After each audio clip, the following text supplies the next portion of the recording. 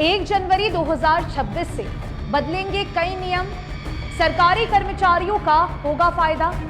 नमस्कार, मैं रियांशी और आप देख रहे हैं खबर समय। दिसंबर का महीना शेष होने वाला है और इसके साथ ही 2025 साल की भी विदाई हो जाएगी और 2026 साल का आगाज होगा।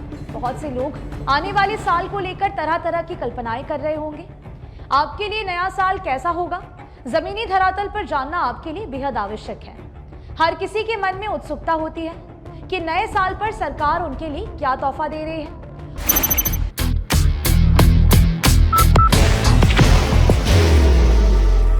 There will only be one insignia.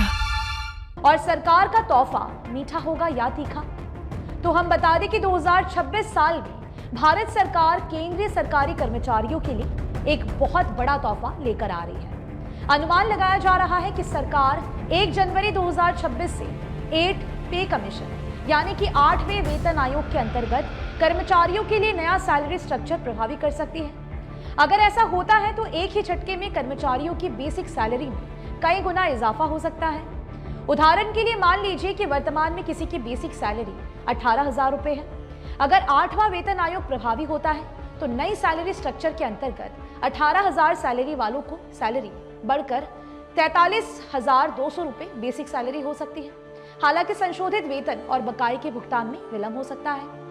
आपको बता दें कि 31 दिसंबर 2025 को 7th पे कमीशन यानी कि 7वें वेतन आयोग का कार्यकाल समाप्त हो रहा है।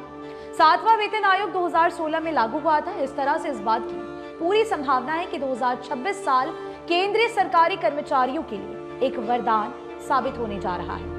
वे एक ही झटके में मालामाल बन सकते हैं। 1 जनवरी 2026 से सरकार जीवन और व्यवहार से जुड़े कई बदलावों को लागू करने जा रही है। उदाहरण के लिए राशन कार्ड को ले लेते हैं। वर्तमान में राशन कार्ड बनवाना आसान नहीं है। उसके लिए सरकारी दफ्तरों को उनका खूब ही चक्कर लगाना पड़ता है। लेकिन 2026 में राशन कार्ड बनवाने अथवा संशोधन के लिए आपको सरकारी दफ्तरों का कोई चक्कर लगाना नहीं होगा। आप घर बैठे नया राशन कार्ड बनवा सकते हैं अथवा राशन कार्ड में संशोधन करवा सकते हैं। हालांकि ये सुविधा पहले से भी है, परंतु 1 जनवरी 2026 से ऑनलाइन सुविधा और भी सरल की जा रही है ताकि ग्रामीण क्षेत्र के लोगों को राशन कार्ड संबंधित मामलों के निष्पादन में कठिनाई नहीं हो सके और इसका सीधा लाभ मिल सके। मालूम हो कि 1 जनवरी 2026 से सरकार सरकारी स्कूलों में डिजिटल अटेंडेंस सिस्टम को लागू करने जा रही है। ये सिस्टम लागू करने से सरकारी स्कूलों में शिक्षकों की नियमित उपस्थिति सुनिश्चित की जा सकेगी। इसे टैब की मदद से दर्ज किया जा सकेगा।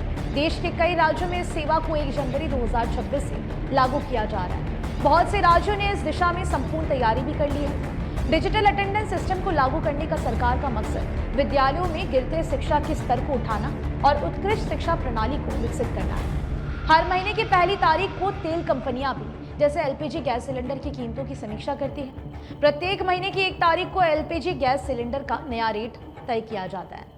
पिछले महीने एलपीजी कमर्शियल सिलेंडर की कीमत में 10 रुपए की कटौती की गई थी। इस बार संभावना जताई जा रही है कि तेल कंपनियां घरेलू गैस उपभोक्ताओं के लिए राहत देगी, यानी घरेलू एलपीजी सिलेंडर की कीमत में कुछ कटौती हो सकती है। ये 1 जनवरी 2026 को ही प्रभावी हो जाएगा। बाहर की भागदौड़ अब नहीं तोड़ेगा आपके घर का सुकून। SBM गोल्ड UPVC विंडोज, आपके घर का सुकून। इतना ही नहीं, एक और खुशखबरी है। 2026 में वाहन चालकों के लिए एक अच्छी खबर है। अगर आप सीएनजी गाड़ी चलाते हैं तो 1 जनवरी 2026 से सीएनजी की कीमतों में कमी होने जा रही है। इस कमी का लाभ देश के 5 लाख वाहन चालकों को होगा जो सीएनजी संचालित गाड़ियां चलाते हैं। उपरोक्त के अलावा बैंक, ATM तथा अन्य दस्तावेजों से जुड़े कुछ तथ्यों को लेकर सरकार और संबंधित विभाग का नया गाइडलाइंस जारी किया जा सकता है। भारतीय रिजर्व बैंक का कुछ नया गाइडलाइंस सामने आ सकता है। इस तरह से कहा जा सकता है कि 1 जनवरी 2026 से देश के नागरिकों के लिए कुछ महत्वपूर्ण बदलाव होने जा रहे हैं। इसका आपकी जेब पर क्या असर पड़ेगा, ये आने वाला समय ही बताएगा। फिलहाल के लिए मुझे दीजिए इजाजत। और भी लेटेस्ट अपडेट्स पाने के लिए देखते रहे खबर समय। आपको बता दें कि आपके लिए खबर हमारे प्रतिनिधि सुरेंद्र श्रीवास्तव द्वारा लिखी गई है। आप हमारी खबरों को YouTube पर भी देख सकते हैं। हर समय खबर समय। धन्यवाद।